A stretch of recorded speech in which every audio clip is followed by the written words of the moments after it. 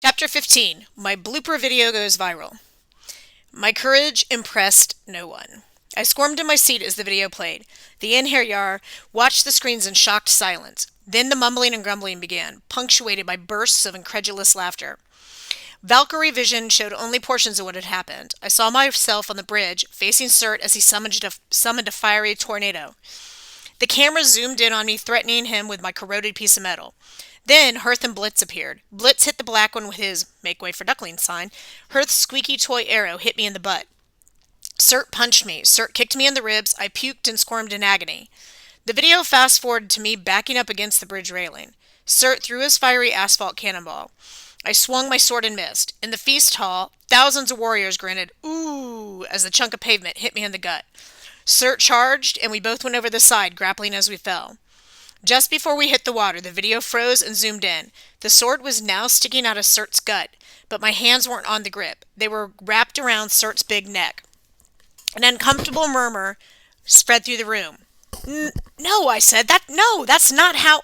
Someone edited that. It's like a blooper reel. Sam's face had turned to stone.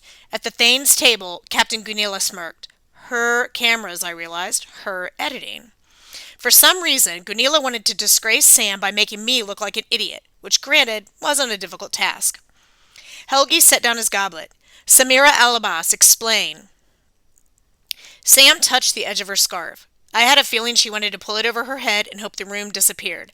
I couldn't blame her. "Magnus Chase died bravely," she said. "He stood alone against Surt." More uneasy murmuring. One of the Thanes stood. "You say that was Surt, a fire Jotun. Certainly, if you are suggesting that it was the Lord of Muspelheim himself." "I know what I saw, Eric Bloodaxe. This one," Sam gestured at me like I was a prize specimen, "saved many lives on that bridge. The video does not show the whole story. Magnus Chase acted like a hero. He deserves to be among the fallen." Another Thane rose. "He didn't actually die with a sword in his hand." "Lord Otar," Sam's voice sounded strained, "the Thanes have looked past such a technicality before. Whether or not Magnus gripped the sword at the moment of death, he died bravely in combat, and that's the spirit of Odin's law." Lord Otar sniffed. "Thank you, Samira Alabas, daughter of Loki, for teaching us the spirit of Odin's law." The tension level in the hall went up about 30 notches. Sam's hand drifted towards her axe. I doubted anyone but me could see how her fingers twitched. Loki. I knew that name. Norse mythology's big villain, born of giants. He was the archenemy of the gods. If Sam was his daughter, why was she here? How had she become a Valkyrie? I happened to meet Gunilla's eyes. The captain was obviously loving this drama. She could barely suppress a smile. If she was Thor's kid, that explained why she hated Sam. In the old stories, Thor and Loki were always trying to melt each other's faces. The Thanes debated among themselves. Finally, Helgi the manager spoke. "Samira, we are not seeing any heroism in this boy's death. We see a dwarf and an elf with toy weapons." "A dwarf and an elf?" I asked, but Helgi ignored me. "We see a fire Jotun who fell off a bridge, took the boy with him. That's an unusual situation. A son of Muspel crossed into Midgard, but it has happened before."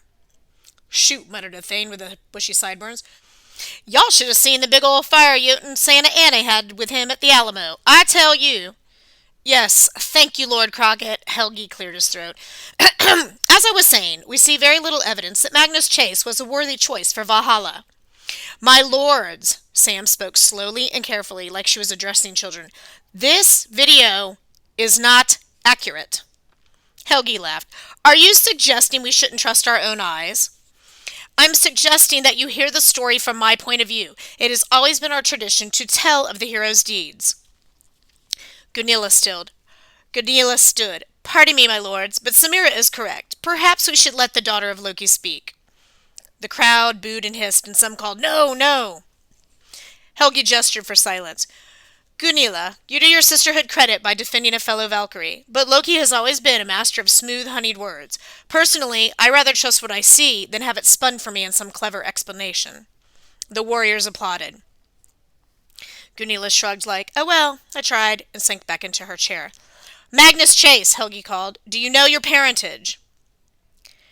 I counted to 5. My first inclination was to yell, "No, but your dad was apparently a jackass." I don't know my father, I admitted, but look, about that video. Perhaps you have potential we do not recognize, Helgi said. Perhaps you are a son of Odin or Thor or some other noble war god, and your presence brings us honor. We will seek wisdom from the runes, unless the All-Father would wish to intercede. He glanced at the throne, which remained empty. The ravens studied me with dark, hungry eyes. Very well, Helgi said. Bring forth the Vala and... Between the roots of the tree where the waterfall hit the dark lake, a massive bubble erupted. Bloop! And on the surface of the water stood 3 women shrouded in white. Except for the crackle of cooking fire and the sound of the waterfall, the hall was silent. Thousands of warriors watched, frozen in amazement, as the 3 white women glided across the floor, heading towards me. Sam, what's going on? Her hand fell from her axe. The Norns. The Norns themselves have come to read your fate.